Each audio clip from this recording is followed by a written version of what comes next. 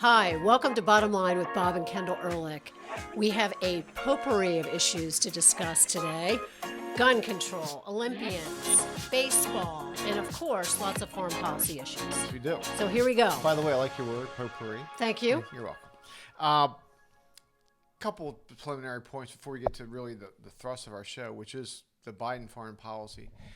First, last week actually, the Biden administration targets firearm dealers. Shocking. This is a criminal defense lawyer. The classic sort of page 1A, if race is page 1, page 1A is blame the firearms dealers rather than the criminals for the incredible uptick in in violence in our major cities. Oh, and can I just say, no criminal registers their gun. And so all that legislation just hurts gun dealers and small gun business owners. people who are not part of the problem. Right. Gun control exactly. focuses on people who are not part of the problem. And it's a classic lefty response. Pretend it's more about the gun than about the people who misuse guns. No really surprise here, but the focus, again, is not part of the problem. The Biden administration is going to focus on federally regulated dealers who are already heavily regulated. Again, not part of the problem. Just mostly small business people out there. They again target the AR-15, the weapon of war, which is hardly ever used in any crime of violence. And let me just say again, prosecutors who are not doing their job, not prosecuting in major cities, Chicago, Baltimore, Seattle, the list goes on, and they're all blue cities that have been run by Democrats for years. So we didn't practice this. Let me run this at you. We have this. I'm not going to use her name.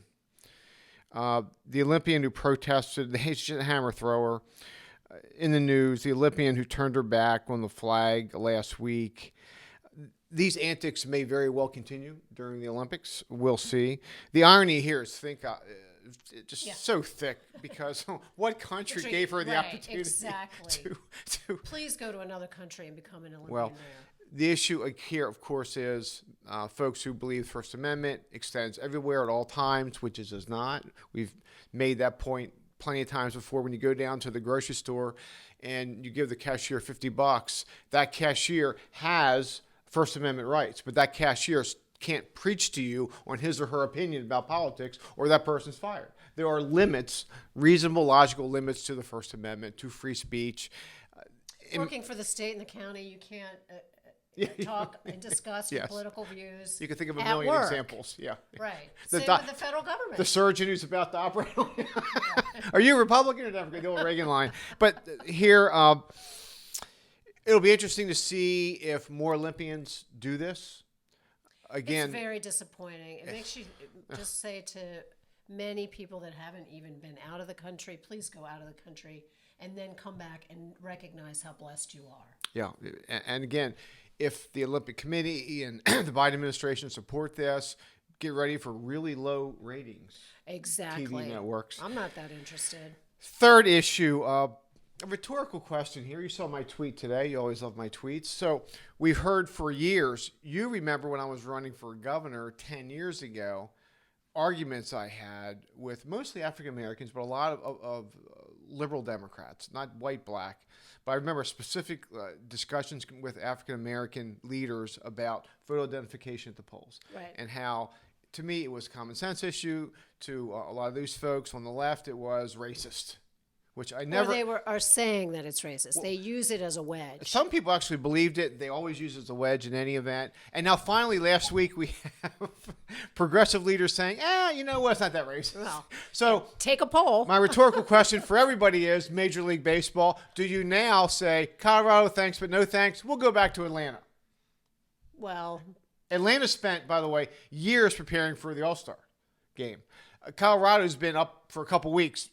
In relative terms, you could easily go back to Atlanta. Who cares? Are you going to be watching? I'm not going to be watching. No, we're not going to be watching this year. That's for sure. Not going to be watching. Who cares? And we're not going to. The fourth bullet point here is it concerns an issue that we really want to talk about. And we may have a few friends of ours who are well-known professional athletes come on to discuss the issue of paid collegiate players. A major issue has That's a great idea. Running around. Public policy, the halls of Congress, TV debates, politics for many years. Last week, we had a Supreme Court decision that was really a narrow decision concerning student benefits and how the NCAA can't improperly cap student benefits, at least tangentially related to their education. You and I've written on this. We've talked about this. We have real questions. We understand where the athletes are coming from. Yes. We're free market people. On the other hand, we have real questions about who this would apply to. Exactly. Only Division I, only Division I football and basketball, for example, are the big revenue sports. What other sports would you include? How about below Division I? What about Title IX? How does that play in? Does the second team linebacker make the same as the first team running back? We have a million questions here. But again, we're generally free market folks. We understand where people are coming from. The colleges have made out like bandits, using the likenesses of these athletes for decades.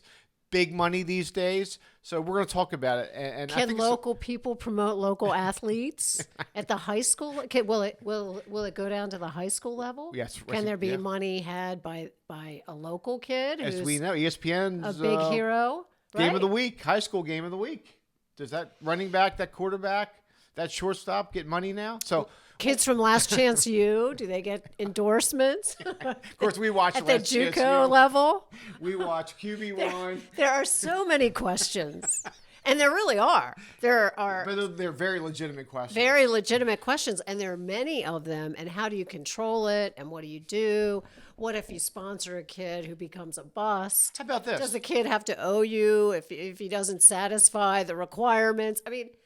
How about this for a question? And what about the quid pro quo of education and scholarship for playing for that school? Now that's not good enough.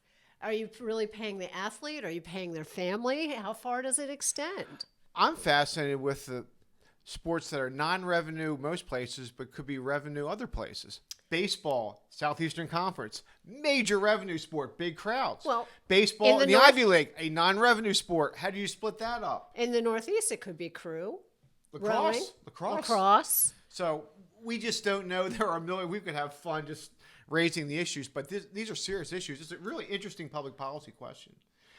In any event, just a few bulletins from last week on the news of the day. So we want to just again touch on foreign policy, which appears to be. In the news every day with respect to the Biden administration vis-a-vis the Trump administration. We've had the G7 summit. We have a border mess, which is really out of control. We've had Afghanistan, which is reminding everyone of Vietnam, increasingly so. We have China. We have Israel. So, again, let's go back to the G7. It's been a few weeks since the G7 met. Basically, in my view, and not just my view, in the view of many, the title of that meeting should have been, "Thank God Donald Trump is not here." And that's basically what they said. That was the bottom line of the entire meeting. Nobody's going to yell at us. Nobody's going to call us to account. Right. Members of NATO are no longer be forced to give their fair share. We're all going to get along. It's a return to normalcy, which means Europe leads, America follows, in my view, during the Biden administration. And what about the taxpayer? The taxpayer's paying for all of this kumbaya, and President Trump really held people accountable. Yeah.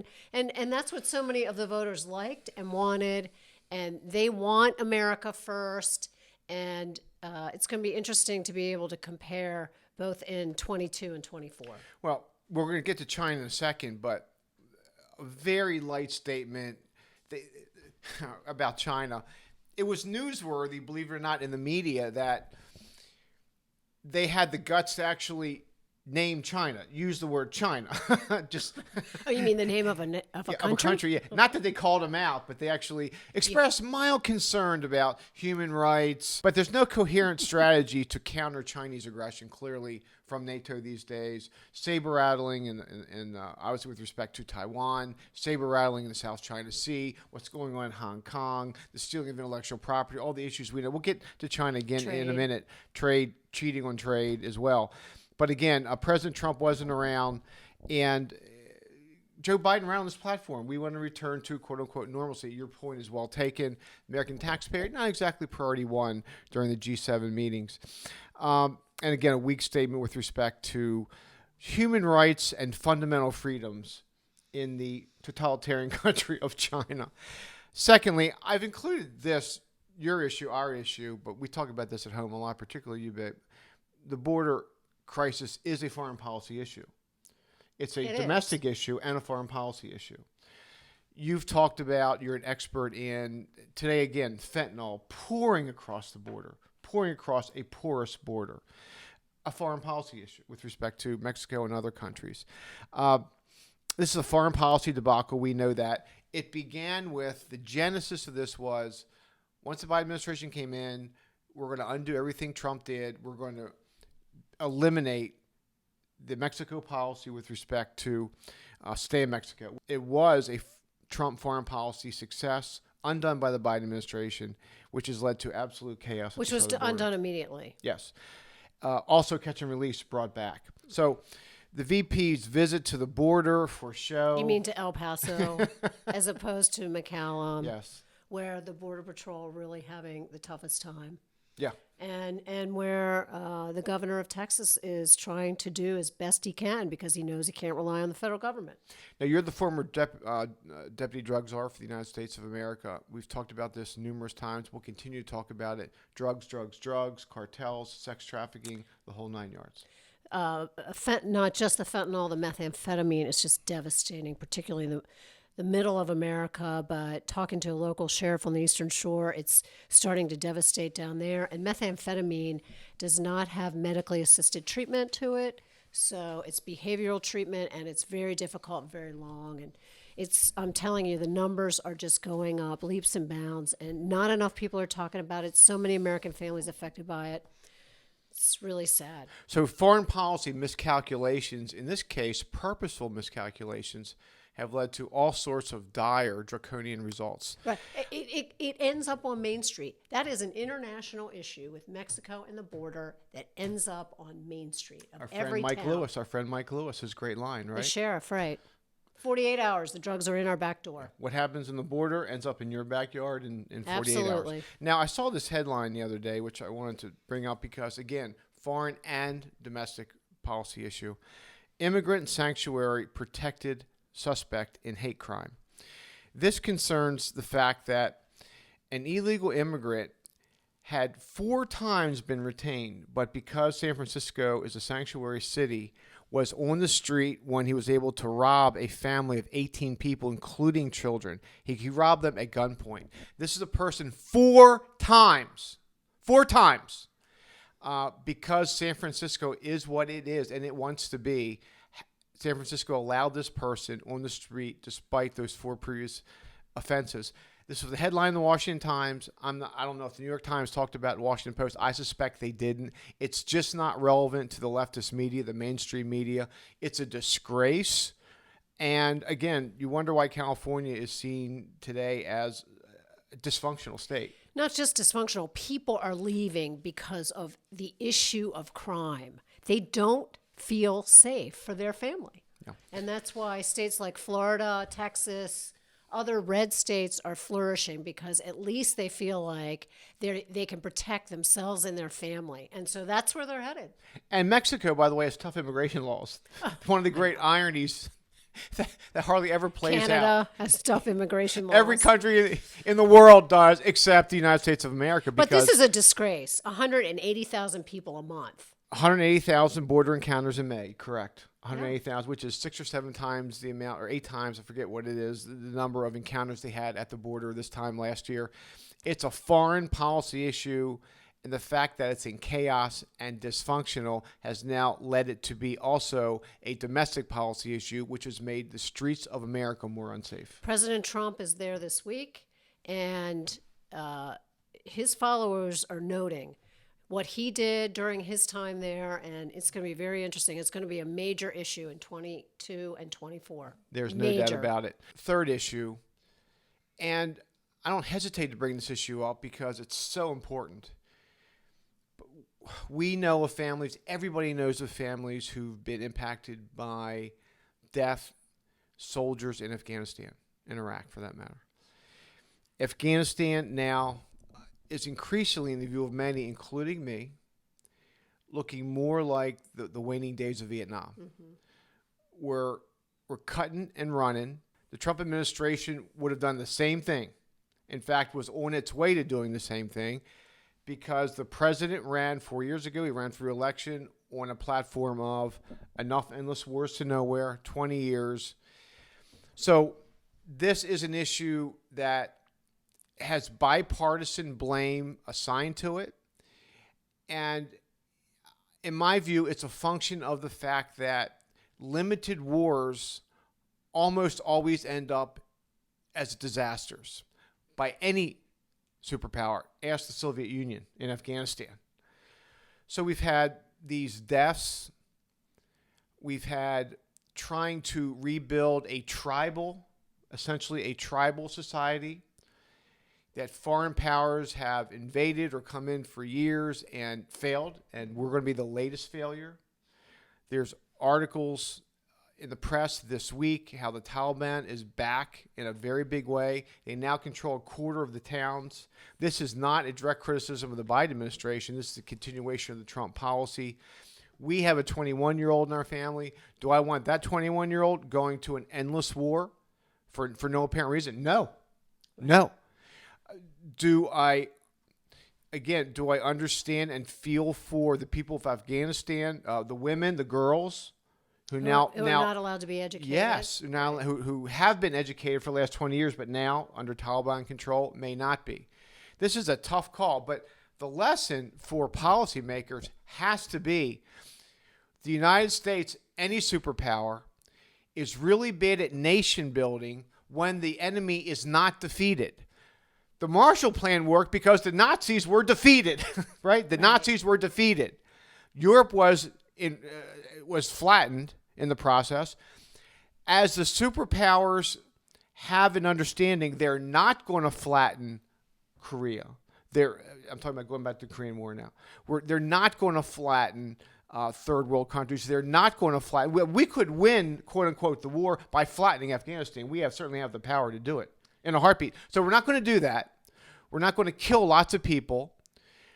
We're rather going to engage in limited war. Limited wars, again, with the Gulf War exception, have been unsuccessful regardless of superpower. And so the United States is in a very difficult position, a very embarrassing position. It reminds us who still remember those helicopters leaving from the American embassy in Vietnam. But I do have to say, we don't define what the end purpose is and what the end game is. We never seem to define that and adhere to it. I agree with you to a point. Sometimes we do it, but we're not willing to reach it. We're not willing to put the resources into it.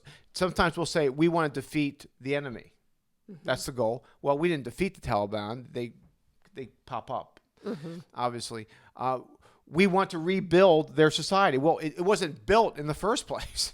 Right. Right. And so, again, we bring these Western conceits. They really are. These Western conceits with us. We that don't fail fit repeatedly. The culture of where it's headed. Correct. Right. Absolutely correct. So, again, this is happening. You're going to see a lot of press coverage on this, particularly if the predictions are true. And the predictions are the government will not last 6 months.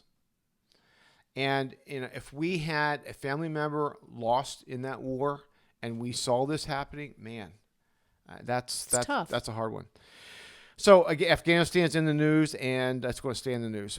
Getting back to China, which again, despite the Biden administration's protestations, is our number one competitor, our number one opponent, our number one concern in the world.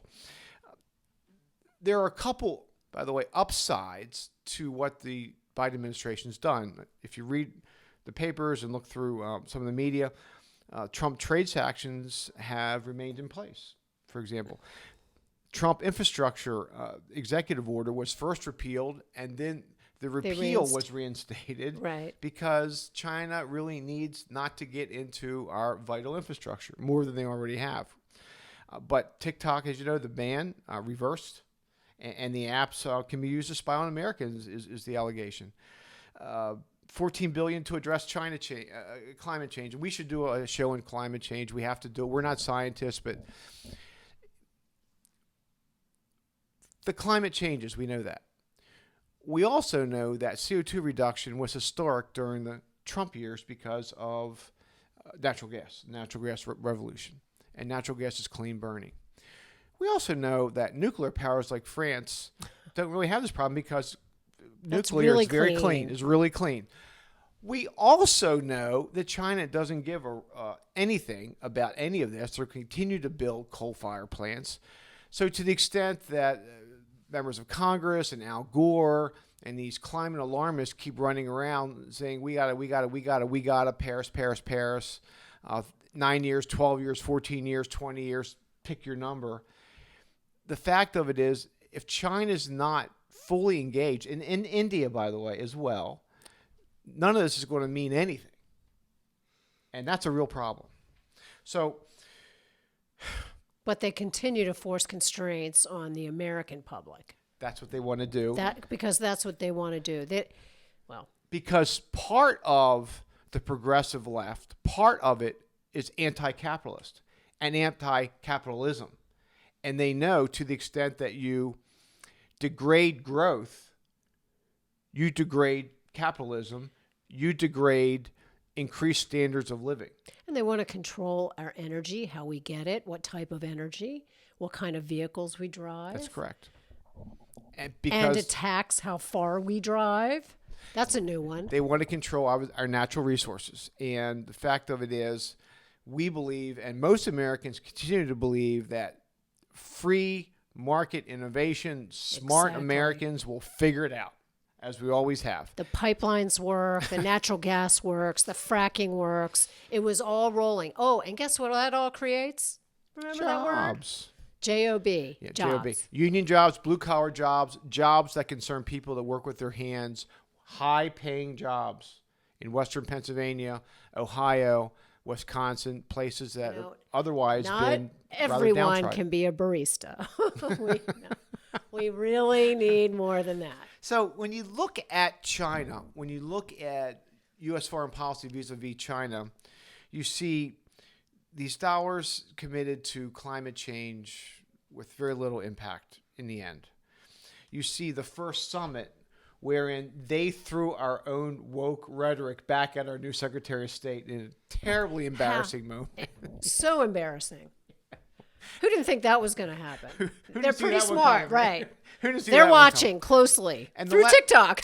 And the left doesn't care when the Putins of the world name your dictator, name your authoritarian figure. Just throw our woke rhetoric back. Who are you to talk about China? Yeah, and look human at you rights? and race. Look at you, and just oh man. The Western allies. The show's called The Bottom Line. The bottom line is the Western allies are not serious about combating the malign nature of the Chinese regime. You see increased saber rattling with respect to Taiwan. You see lots of nations in Southeast Asia including Vietnam, terribly concerned about saber rattling in the South China Sea. You see the continuing theft of our intellectual property. You see infiltration in American universities. You see Hong Kong. We've been to Hong Kong. Before the communists took over. Well, before the agreement with Great Britain. And you've seen the gradual denigration of human rights and press freedoms in that wonderful city. We loved it. It was a great visit. It was so interesting. A repressive regime continues to saber rattle. I read a piece today along these lines. Students in America and other Western countries, Australia, around the world, in free countries, but their families are back in China. To the extent these students engage in free speech and criticize the regime, their families pay a price. So Beijing is able to extract a price even when the students are in foreign lands, even when they're in Annapolis, Maryland. Their families are in danger. Communism follows them, as it would you too. Final issue concerning foreign policy this week is Israel. I've been to Israel 3 times. You once or twice? Once, correct. Once. We love Israel. We love Bibi. This new Prime Minister Bennett appears to be as hawkish as Bibi with regard to Iran, and this is something that we're very concerned about.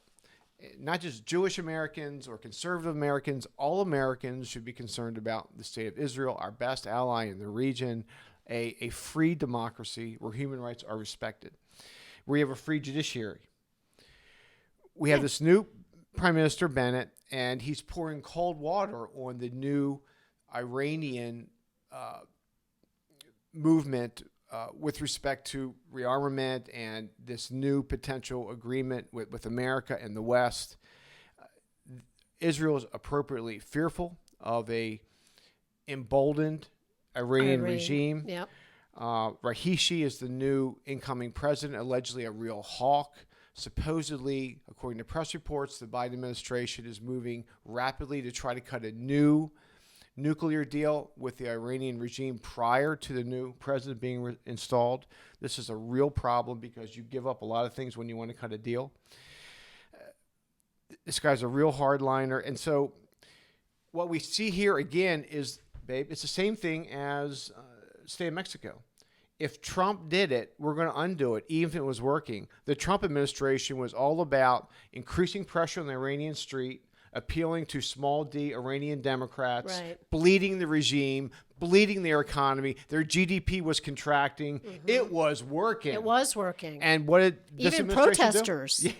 Yeah. The Iranian street was uneasy, which leads to revolution. Right. So the Trump administration policy was working. Maximum pressure on a malign regime, the largest sponsor of terrorism in the world. The Biden administration, we undo it. We're weak. We're happy to welcome you back to a revised deal.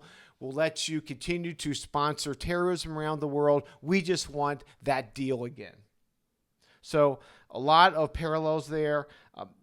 In the end, however, as we both know, we talk about, Israel will do what it needs to do to protect itself, regardless of what the U.S. administration says.